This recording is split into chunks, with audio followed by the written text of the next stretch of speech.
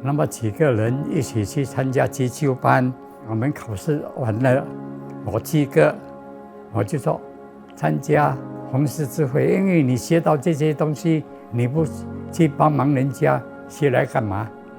Then I heard they wanted to start the Red Cross Youth, so that's how I got involved. And then in 1966, we decided to have an exchange program of officers with Malaysia. So in 1963, we represent the Red Cross in the Malaysian Day parade. So we stationed to form the word M to represent Malaysia. But the 31st, very sad because they are not declaring the Malaysian yet. So after 2 weeks from there, that 16th of September, we have another parade. That the big day that we are waiting for. That's our joy. To be independent. To have that. I also aspire to don the Red Cross uniform, to march and to render first aid. And that year, I marched in the first National Day parade. The tracing service helps to reunite missing members of family to bring them back together. The moment of reunification, you could see the tears on both sides, and as a bystander, when we look at it, we were emotional about it, and we thought that, it was a very touching moment, and it reminded us that we have taken many things for granted.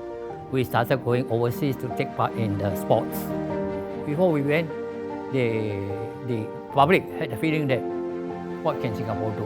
And they came back, can never forget, 999. They came back with 9 gold, 9 silver, and 9 bronze. Because at least we see success in the disabled. We thought the disabled are useless, but we have proven that these people, they are handicapped and doing well. For the Red Cross, the first organized, purpose-built life support training center in this country. And the numbers grew, and at times I would see the training center being packed with people, members of the public, Red Cross members, who were learning either first aid or CPR. And I remember we made an announcement that we have increased blood collection by 80%. So in a short 10 years, from about 60,000 donations, we were able to reach more than 110 donations. And that to me was very rewarding. I saw a girl standing at the entrance of the Singapore General Hospital. So I went up to her, and she told me that her father was in hospital and she needed blood, so that I started to donate. That was my first experience, and it also motivated me to do more. Of March 1986, around about 11:30 a.m. in the morning, I suddenly heard a loud boom sound. I quickly ran to the back of my house, the balcony, and I saw a big, huge dust forming in the air. Wearing singlet, with my slipper, I rushed to the scene. I'm from the Singapore Red Cross, which are able to allow me to enter this horrified place. I used my 2 bare hands trying to dig out the rubbles. It took me about half an hour just to manage to pull one person out. And of course, in any organization, you have to have a comfort in working with the people in the organization. The senior management of Red Cross, the Secretary General, the heads of departments, you also got to know them. and became friends. These are local services that Singapore Red Cross provide for our low-income and vulnerable community.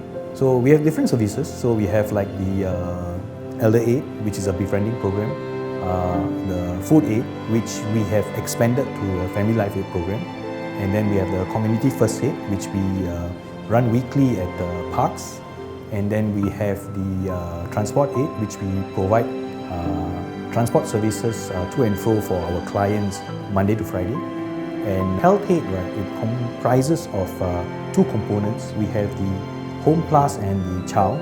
As a YO, as a general volunteer, I always remember very fondly the various duties, the first aid coverage that we participate in, and also when we go to the National Day Parade and when we provide the first aid coverage for the parade itself, then you really feel that sense of pride when you are standing there and you are serving the people, the spectators who were there at the parade, and you see the Red Cross contingent down there marching.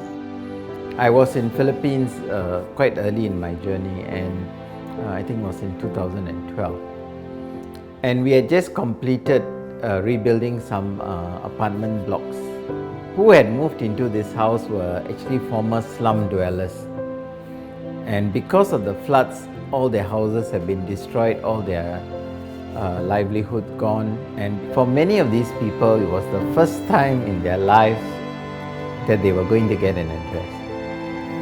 And if you are going to endure as a trusted organization, we must deal with the donation we have with integrity. I was quite moved. People are prepared to give their CPF money as a heritage to give it to Red Cross. And I think this shows that there is a great deal of trust in the Red Cross.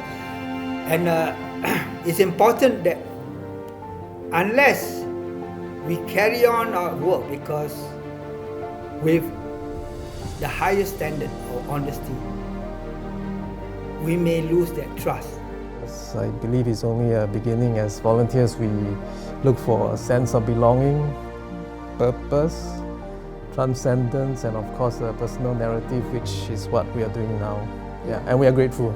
Yeah, so I think Red Cross has given me opportunities that I don't think I'll be able to get anywhere else, and for that I'm truly grateful for the opportunity to make that difference.